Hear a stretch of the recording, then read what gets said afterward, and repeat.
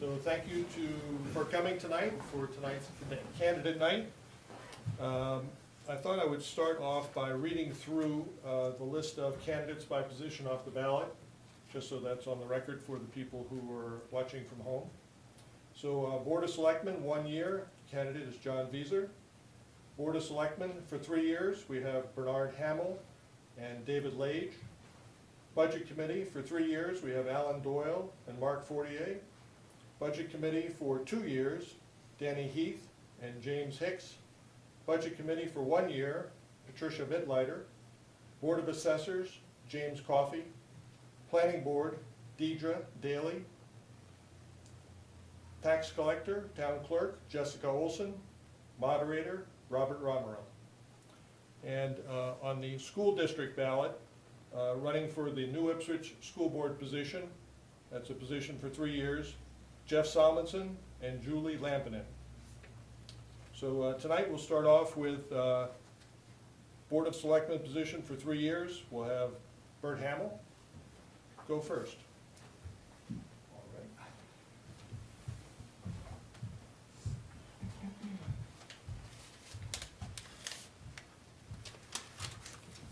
Well, good evening. I was hoping for a bigger turnout since I don't have a whole lot of folks here. But, you know, my name is Bernard Hamill. Some of you know me from the planning board, but my friends call me Bert, so if you gotta refer to me, it's Bert. Job of Selectman done right is time-consuming, demanding, and really receives little appreciation for all the hard work that goes into it. But I've always been willing to work to solve the problems, and that's what I do. I step up and find ways to make things better. I've served in the military. I did 9 years in the United States Air Force. I have a bachelor's degree in civil engineering and a master's degree in business administration. I'm both a professional engineer and a registered land surveyor. I've worked in over 70 different towns for the last 30 years, dealing with selectmen's board, planning, zoning, assessors offices, highway departments, fire and police, pretty much done projects all over the place. I also served here in town for 2 terms on the planning board, and my last 2 years as chairman of the planning board. But tonight's about moving beyond the past and providing a vision for the future of New Ipswich. Tonight is about saying no to what is, I believe, the good old boy network here in town. I would like to help New Ipswich reach its full potential, and I would like to help shape that vision. The phrase "drain the swamp" has been quoted many times. It is especially applicable to New Ipswich. The problem is that draining the swamp is useless if you don't have a plan for its renovation. I think I can bring some renovation to that swamp. Every year there are unfilled jobs here in New Ipswich, both volunteer and on the ballot. Sometimes less qualified individuals are appointed by their friends. Is that really how we want to do things, or do we want to look at qualifications? There are small power groups here in town that appoint family, friends, and sometimes themselves to positions, or who promise positions once the incumbents or department heads leave. I don't know if you know this, but there are 3 major department heads here in town that are due for retirement over the next several years. Replacing those is going to be very important, and finding good individuals to fill those positions is going to be extremely difficult. I would like to find dedicated and qualified people who will understand the needs of this town, and we may have to go outside the town to do so. The difficulties that face the town belong to all of us. In the past, they concerned only material things. However, recent events involving inappropriate behavior have come to light in town. It is the responsibility of the Board of Selectmen to provide a clear and unequivocal policy to prevent such occurrences. This is a manifest failure on the part of the town governing body. We have an ethical and moral responsibility to provide a safe and positive work environment for all employees. We must create and maintain a competent and effective leadership, but we must also create a new pattern whereby citizens can make a real difference. Our entire citizenry must be invited to serve, to add their opinions, their insights, instead of having voices lost to the vocal minority. We need to hear from everyone, and I intend to listen. I've found that happiness is not a matter of wealth, but in helping others. Most of my adult life has been dedicated to service. I'm now offering my engineering and management knowledge to the town in a greater role. To summarize, I would like to dedicate my candidacy to simply being a good neighbor. I respect the rule of law, but I also respect the rights of others. To paraphrase Game of Thrones, I believe that words must have value, and that a man's word is his bond. I want to hear the voices of my neighbors, opinions, suggestions, and especially complaints. Can't fix something that's wrong if I don't know about it. And that is why I'm here before you tonight. Thank you for listening. My name is Bernard Hamill, and I would appreciate your vote for selectman. God bless. Any questions? More than happy to take a few questions. Any questions from the audience? All right, Okay. seeing none, thank you, Bert. David Lage.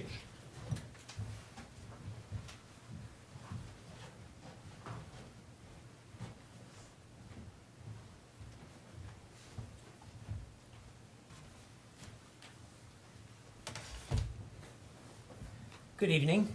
For those of you that don't know me, I'm David Lage.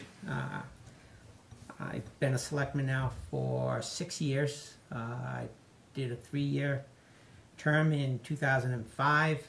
I then volunteered to fill in a vacant position when a selectman resigned. I filled in the balance of his position, ran again, and that term has expired, so I'm running again. And for those that don't know me, I'm a resident of town. I've been here for 30 years. I work in town, and to me, being doing my civic duty. Okay, I think that everyone should participate in local government and to help out in wherever they think their skills and abilities are beneficial. Not only have I been selectman, I've been a ZBA member now for 9 years. I've been the selectman's representative on the planning board for 4 years. I used to be on the finance advisory committee prior to it becoming a budget committee. And through all of this experiences here in town and following through with the programs and the education that's out there, you become very knowledgeable and you understand that there are rules, which are the RSAs for the state of New Hampshire, that we need to abide by. Many times we like to go forth and make a decision, but those are our ultimate guidelines that we have to follow. And to me, it's an important thing in not only being able to explain to the residents why a decision was made so that they can understand. And one of the main things that we always hear about are roads, okay? And well, why isn't this a town road?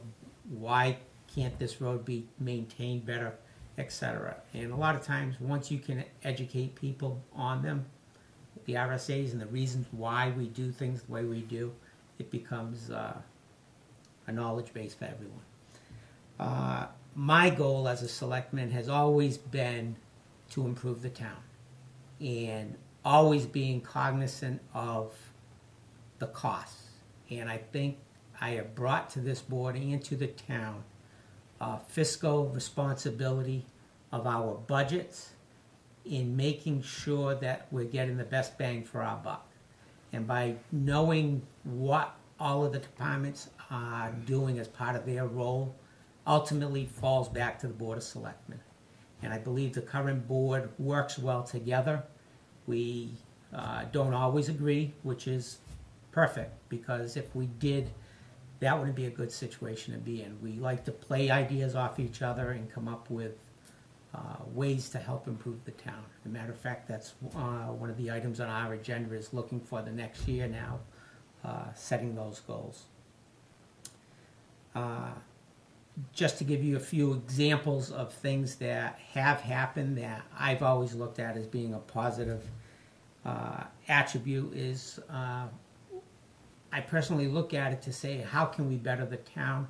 Well, there's a lot of things that happen up at the state legislature. There are laws being passed that can benefit or they may not benefit the town. I take that extra initiative to contact our local representatives and explain to them whether there's a bill out there that may or may not help us. And, you know, those are where the seeds get planted, so that they can understand, so that when they're voting, at least we can say we've told them our half of the story. Improving communications with residents.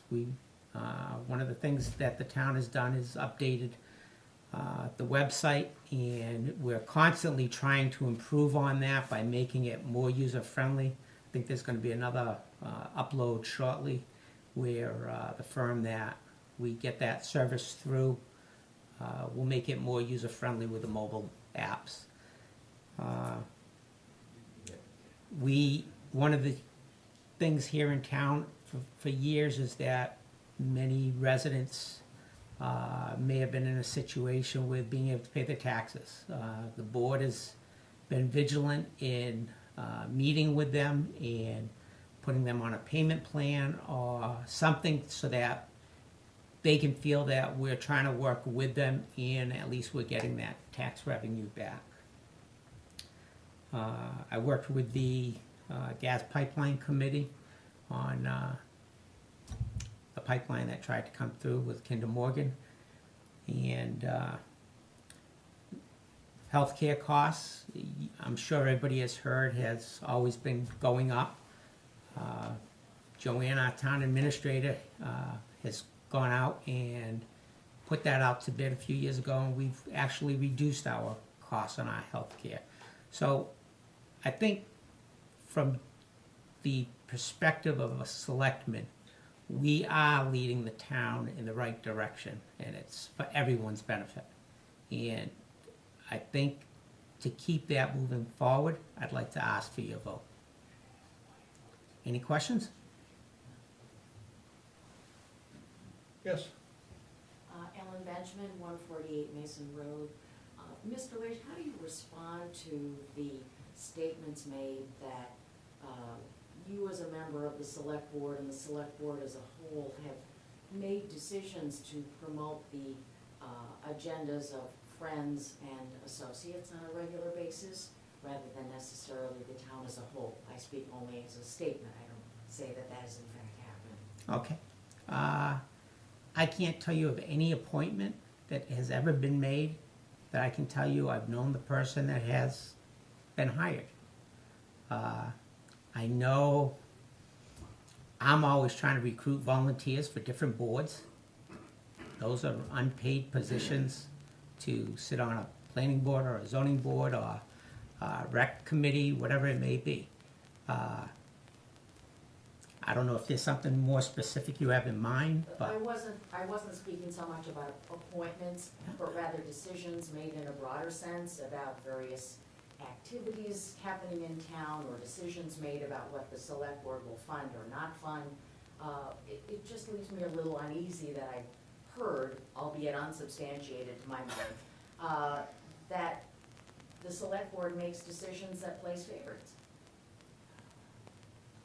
I'd really work well with an example if you can give me something. I'm trying to think of something that we would have made a decision on that plays a favorite. Okay. Everything we do as far as for outside services is typically a bid situation. To give you an example, road paving, landscaping and maintenance. Trying to think of contracted services that we have. Those are put out to bid. The transfer station goes out to bid.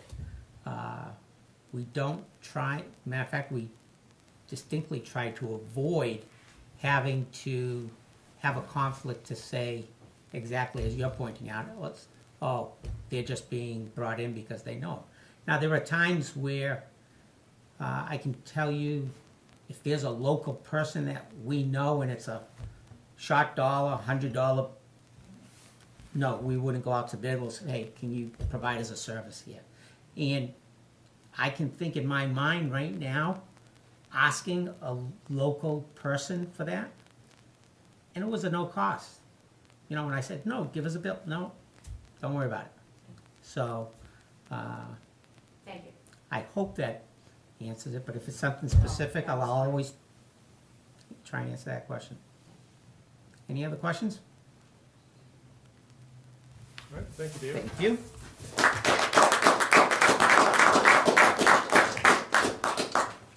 So for the position one-year selectman, John Vieser.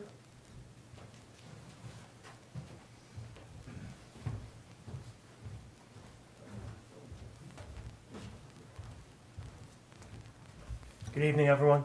Good evening. For those of you that don't know me, my name is John Vieser. I moved here in '99. My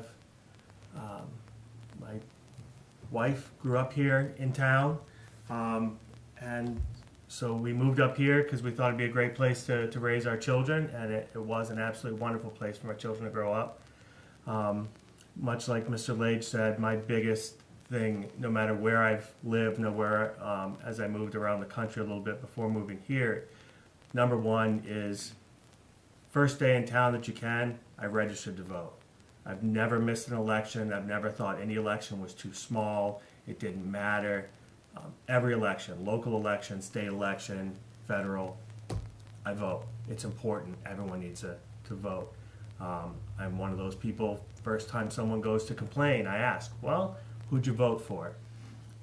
And if they tell me nobody, I'm like, well, there's your answer. And then my second thing is when people really start to complain, I'm like, awesome. What name are you, what spot are we putting you on the ballot? Because people should get involved. If you're not getting involved in the actual politics of the town, get involved in some other part of the town. There's plenty of areas that need volunteers. Mrs. Talbot's sitting in the front row, and I get to hear every day about all the help she needs for the rec department. Get involved. I've tried to get involved as much as I can. Several years ago, I ran for selectman. Was not elected, but through that was appointed to the Budget Advisory Committee and served on the Budget Advisory Committee, served 2 terms on the Budget Committee itself in its first couple years where it became an actual committee. This past year, about halfway through the year, Selectman Hopkins called and said that Selectman Johnson was stepping down due to a change in his job, asked if I'd be interested. I came in, put my name in, met with the selectmen, and was appointed to finish out this term. Came in right at budget time, as well as all the different things, obviously, that we know have been going on. It's been an eye-opener as far as what goes on, and but at the same point, I've really enjoyed being a selectman. I intend to run for this term, and my thoughts are to then, at that point, having had opportunity to really get my feet in and get some experience behind the table, and to kind of understand what's going on at that point, look at running for a full 3-year term after that. Like I said, I really enjoyed working with the board we have. I think we're running a very good common sense board. We're very diligent about the budget that has to be put out there. We realize that, there are certain things that the people in town need. So there's got to be a balance between spending money and saving money. What services do we need? I also feel that you have to understand, spend the money in the areas where more people in town are being serviced by that. So you have to understand that sometimes it may be unpopular to cut a budget or not be in favor of a budget in a certain area, but if it's an area that is marginal, sometimes you may have to make that unpopular decision. But I've definitely enjoyed what I've done so far, and look forward, with your vote to continue this year. So if there are any questions, I'd be more than happy to answer questions. Yes, Paul? Yeah, Paul Sherman, I'm a member of the planning board, first by chairman. We've had a chronic problem with open seats, alternate seats. Other boards have had all kinds of open seats. If you look at the ballot, people run unopposed. Why do you think we can't, or the town, people cannot step up, or won't step up, will not step up to do these jobs? Even though I admit the time commitment's there, but the pay is not. Could you explain what your thoughts are, or why we can't get people to help out? I think one, it's a matter of, I think people are I don't know, they're overstretched in certain time. I mean, it's you have families that it used to be, most people work fairly local. You put in your 40 hours a day at a local mill or a local construction or anything like that, much closer to where you're living. Most people I've been very lucky, since I've moved here, 2 of the jobs I've had have been here in town. Been very lucky, or within a 30-minute drive at the most. But I know many people that are driving an hour and a half, hour and 45 minutes, 2 hours, one way to work. And then, so you end up with, on top of that, then they've got their children that are at home. You've got multi-income families where, not to throw us into the 50s or anything like that, but I mean, it used to be where, there was one breadwinner that went out of the home and one person that was at home. And it was an easier time. So at those points, it was much easier to get people to step into those roles because the family dynamic was different. Now it's tougher. And I mean, it's tougher for my own family. I mean, my wife's a teacher here in town. She coaches. We're both very active in our church. I'm also a Mason here in town. So literally, I think one night a week we have where we're not at a meeting. But that's a decision we've made because we like being active in town. We like being out there. And some people, it's just right now, whether it be the age of their children or we have, so many snowbirds that they're only here part of the year and they're gone. It's very tough for them to serve on a committee that's year round. But I wish I had an easy answer for that, Paul. I honestly do. But the main thing to me is getting people involved. One of the things I thought was great this year with the election or with the budget process is after we had the deliberative session, I think all 3 of the selectmen got pulled into different conversations with townspeople that were coming up and asking real questions. They weren't bickering, they weren't, picking at the budget. They had serious questions about what the budget meant, what was there. And I think if we can get more people just involved in asking those simple questions, talking to us, Mr. Lage said it and Bert said it, we'll even take the complaints. That's what we're here for. Because we don't know the complaints, we can't find the fixes. But talking to us, asking as many questions as possible. And I think if you get people starting that process, just really asking, what does the zoning board do? What does the planning board do? What do these committees actually do? Finding out who to talk to, then they might find out, wow, I actually am interested in doing that. I like it. So I think that'd be a great, that's the first step.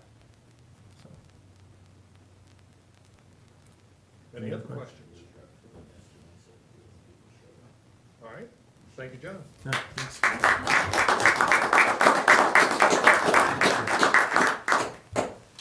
For the Budget Committee, a 3-year term, Mark Fortier.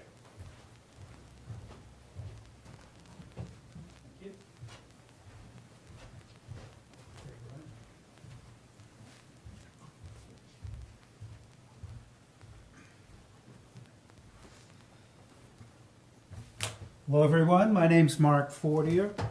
I'm running for a 3-year term on the Budget Committee. I've lived in town for 34 years. I've had 3 kids go through the school system.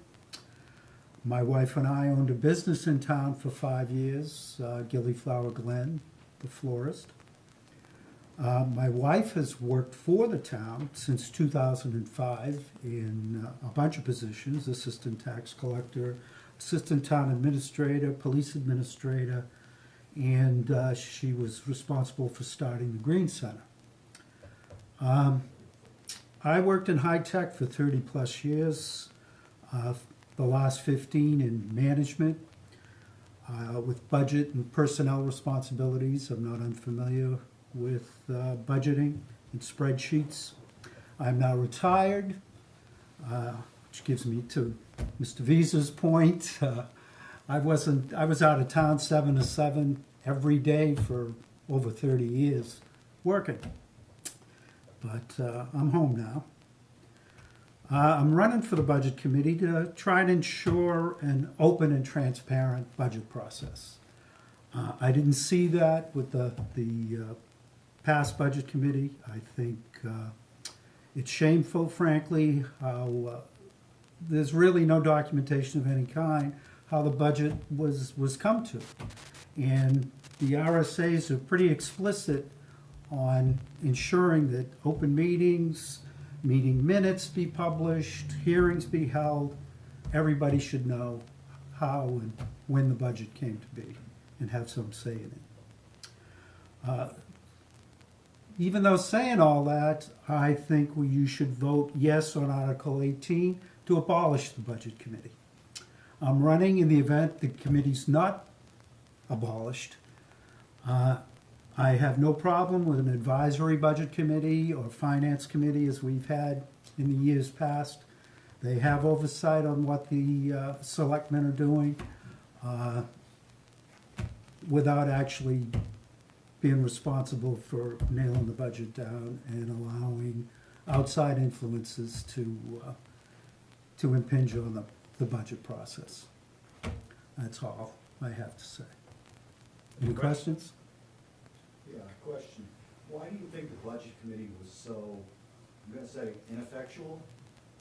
Well, I don't know that that's, Well, if it's on petition to be abolished, somebody apparently doesn't think it's working. Well, the first few years, we've only had a official budget committee for the last 4 years. It'll be 4 years this year, I think, since 2014. If you go to the town website, look through the minutes of those meetings in the early years, there was a process. It was public. If you wanted to know what the budget committee was doing, or you wanted to go to a meeting, you were able to. There was a pretty good committee in place. To John Visa's point, people stopped volunteering, running for the budget committee. I think the last budget committee, Brian Sommer was the only one on the committee, and he had to appoint 2 people to come to some kind of consensus and to be able to do any kind of business.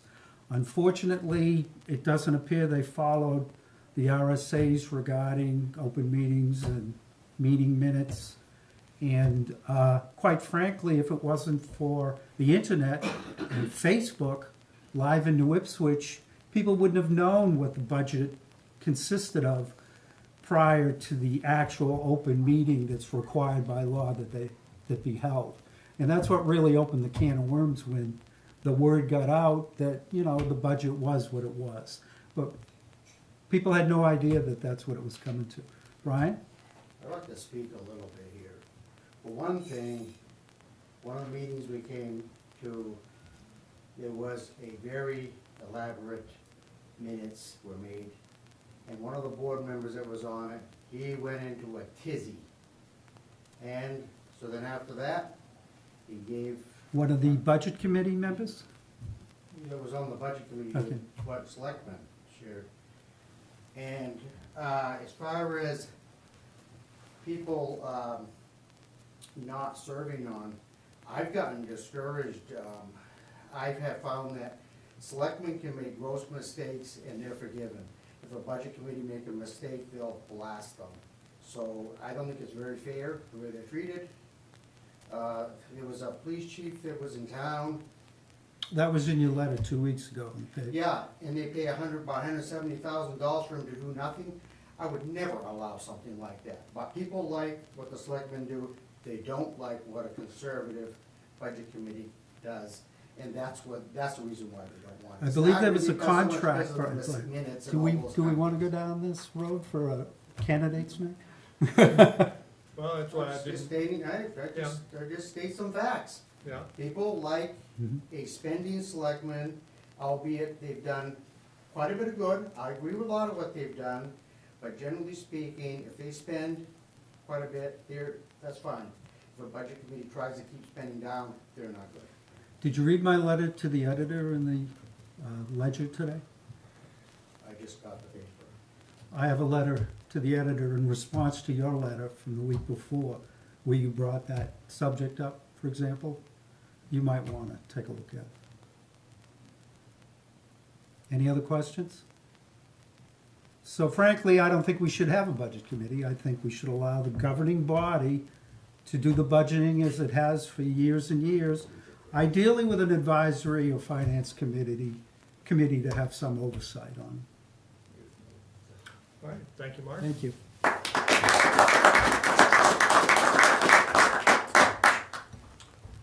For the Budget Committee, a 2-year position, Jim Hicks.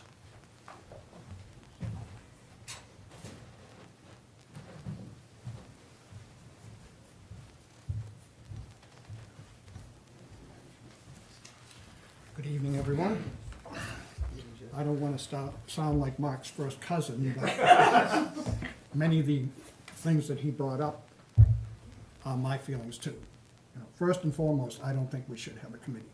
I've watched the process for a number of years. They fight with the selectmen. It's like, I want to see a responsible budget put forth. I don't want to see one department targeted, which was pretty obvious in this process. We almost lost the police department over it. If those budget cuts had gone through, we wouldn't have a police department. The training would have been cut out, and the certification for those officers would have been dropped. So they would have had to move on. A little bit about me. I moved here in 1990. I served on the Open Space Committee during one of the master plan rewrites in the 90s.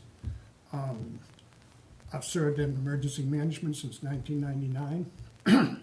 I've served as the director of the agency for 13 years now. So I'm familiar with a lot of the town budgeting processes, just because I was on the other side of the table, so to speak. I was presenting budgets. I spent 25 years in the hospitality business. I'm a certified facilities manager and had to make budgets for new hotels, old hotels. Budgeting has been a major portion of the way I've made a living. I spent time in the field when energy costs started to skyrocket, and we had to cut and find ways of being efficient and spending our money for energy. I ran for this position because I was frankly appalled at the performance of last year's committee.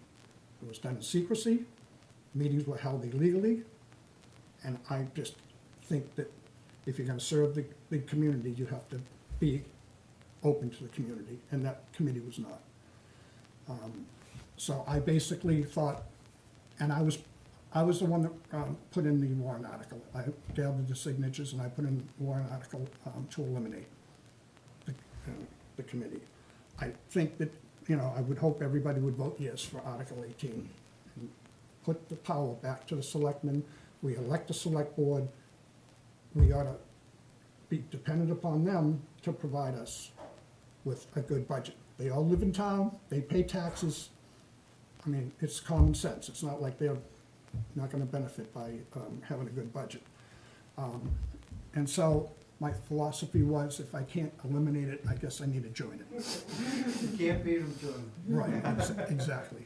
So that's basically why I'm here tonight. I'm also finishing up my tenure as emergency management director in another month or so when I finish the FEMA project that we're working on right now.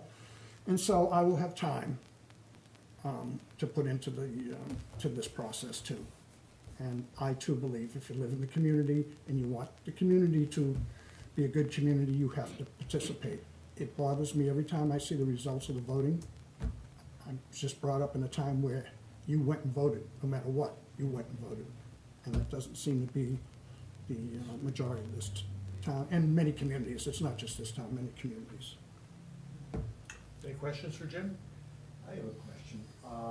I think the budget committee was a bit of genius which just never came to fruition. But don't you think that everything in town seems to circle back to the selectmen? Everything seems to go through them. Isn't that an excessive concentration of power? And isn't democracy supposed to have a series of checks and balances? Do we go to the polls and vote? That's the first check and balance. The budget is decided upon by us at the polls to begin with, number one. But the line items are extremely important. Right. I don't think it's putting too much power in the hands of the selectmen, in my personal opinion. I think that, first of all, we get a budget committee that comes in here in the fall, I'm not sure what month they start their process, and they try and do something in 2 or 3 months.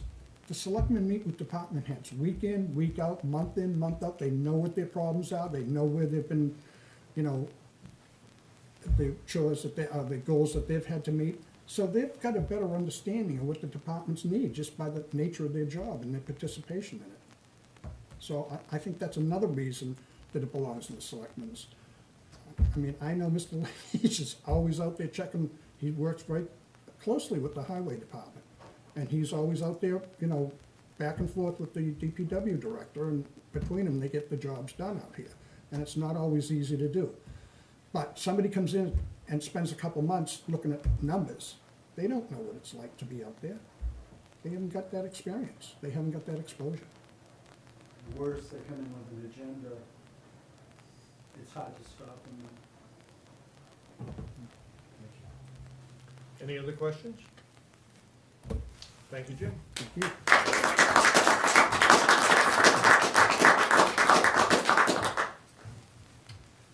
For the planning board, a 3-year term, Deidre Daly.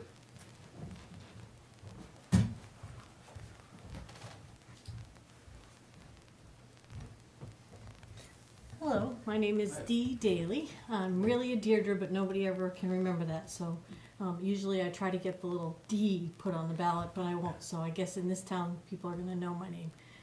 Luckily, you won't have to try and spell it. So I have been in Ipswich now somewhere around 7 years. My husband, I'm originally from New Hampshire, but my husband was military for 40 years, so he was ready to retire.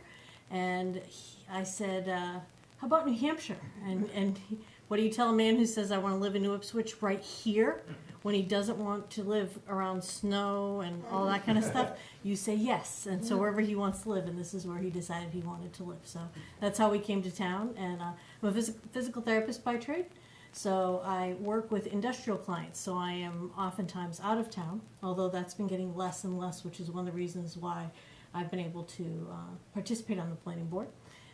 I've been an alternate now for 3 years. I'm probably your greenest, shiniest member, which it isn't saying, I think we need to go a little younger if I'm the greenest, shiniest member, but I've been really thankful to participate on the planning board.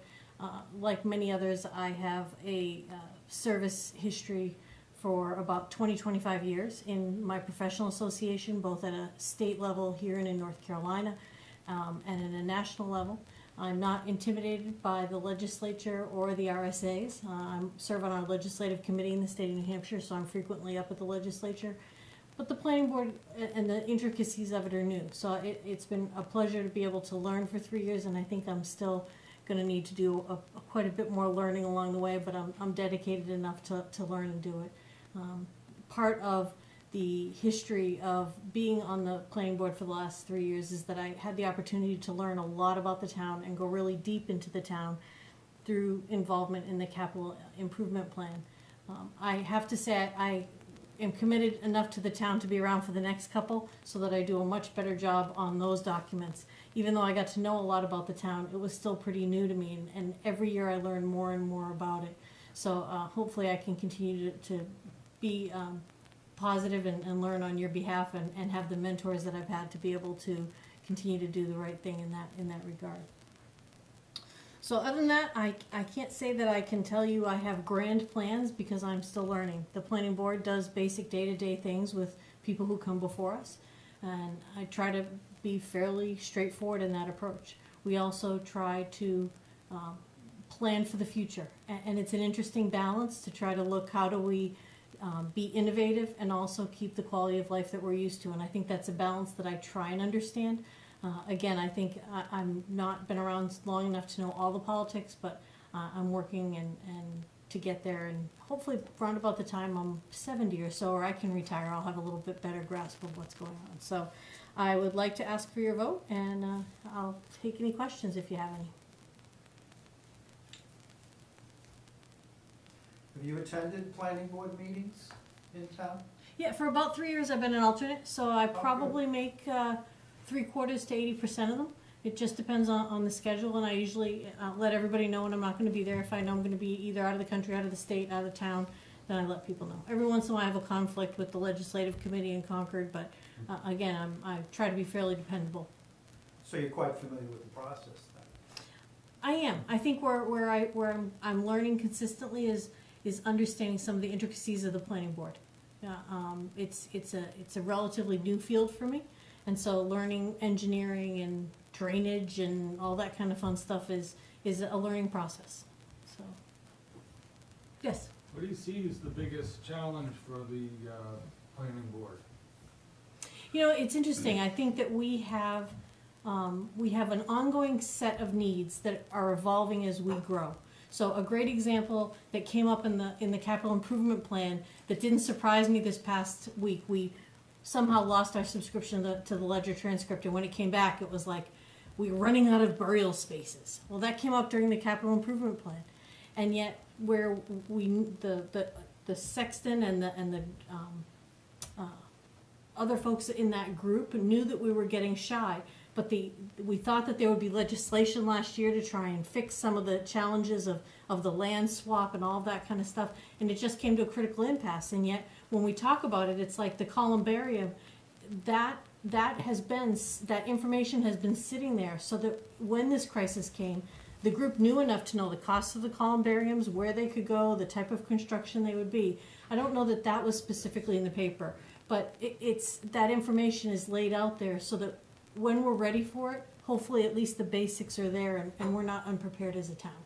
I don't think that this town is fairly conservative fiscally, and I think that that's an important thing to be. We are a graying society, so how do we balance our needs and our wants? And so I think we have to find a way to do that, and we do the best that we can. And yet I think as a town, how do we set our priorities? We're gonna have to find a way to do that in the next 10 years about where are we strategically going to put our pinch points? Because we're going to have either columbariums or roads or things, and I think we're going to have to pick and choose and find a way to do that, which is tough. And I don't think there's any perfect answer to do that. Any other questions?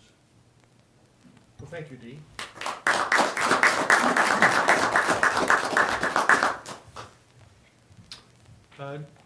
Jeff Solomonson's running for a 3-year school board term. Jeff, did you want to say anything tonight? Sure, I'd love to say something.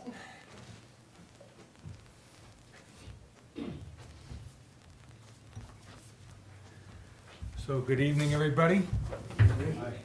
My name is Jeff Solmonson. I've had the honor of being your school board representative for the last 6 years. 3 of the years as chairman of the school board. 6 years ago when I first ran, I had 3 goals. The first goal was wisely spend our tax dollars to control property tax increases, support policy, promote student learning and education, and performance accountability for Messinic administrators and staff, and I believe I've accomplished all of those. In the past 6 years, despite about $700,000 or $800,000 of decreased state funding, which have been made up with cuts. Those are cuts that you don't see in your bill, but that we haven't been passing on to the taxpayers.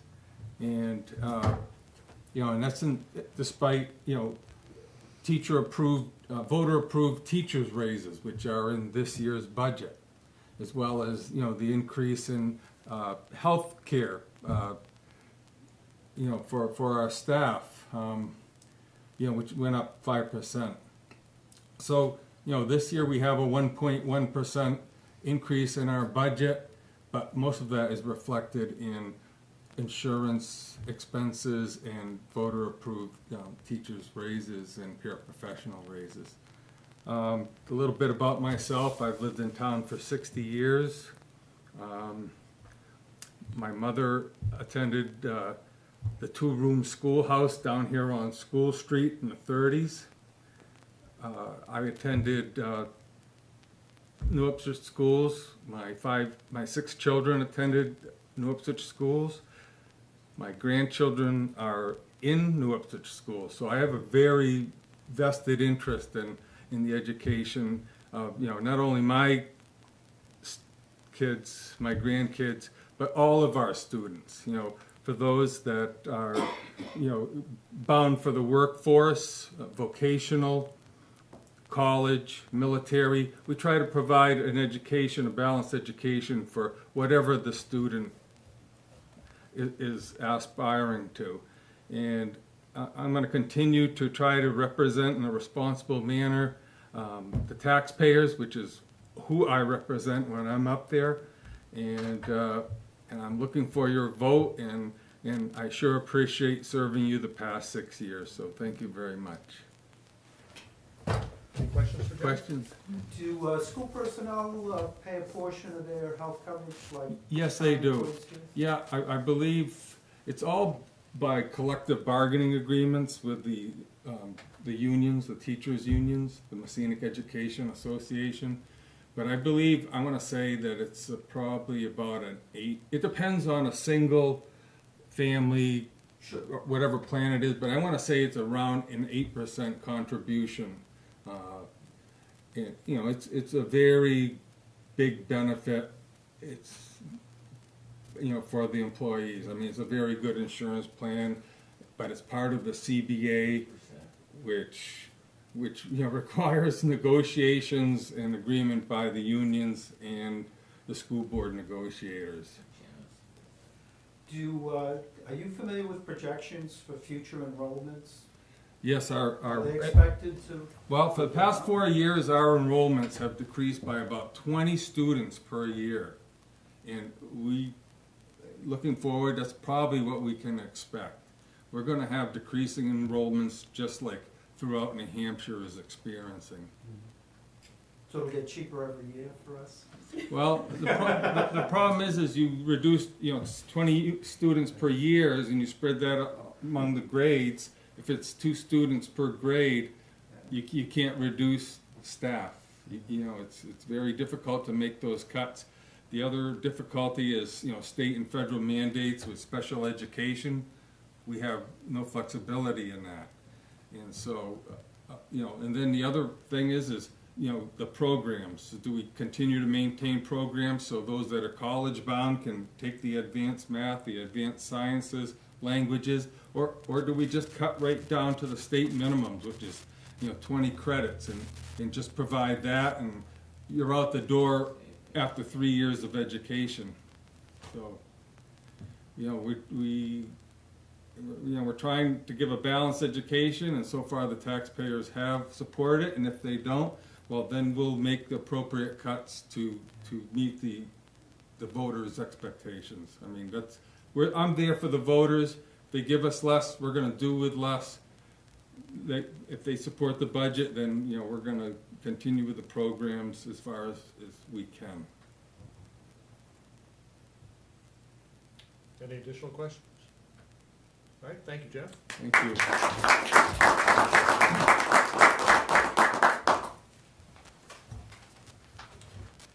And final position for tonight is myself as moderator. I'm running for a 2-year term. This will be my 3rd term if elected.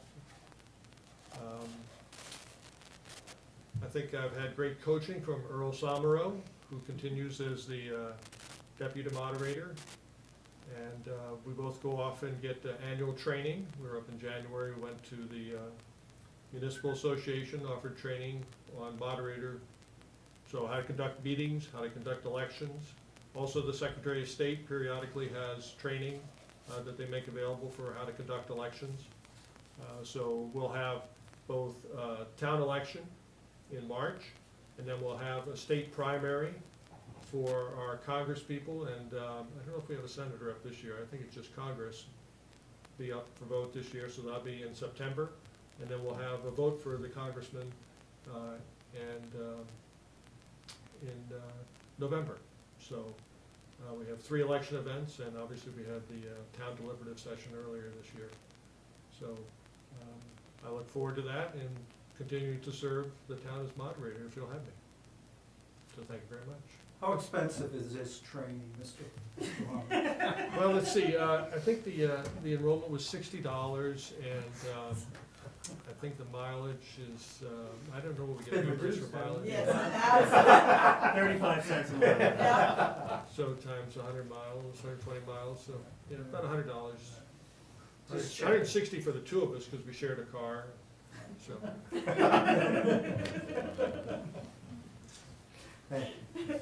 So thank you. All right.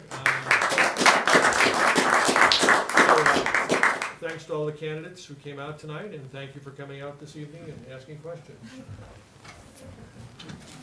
And we vote on March 13th.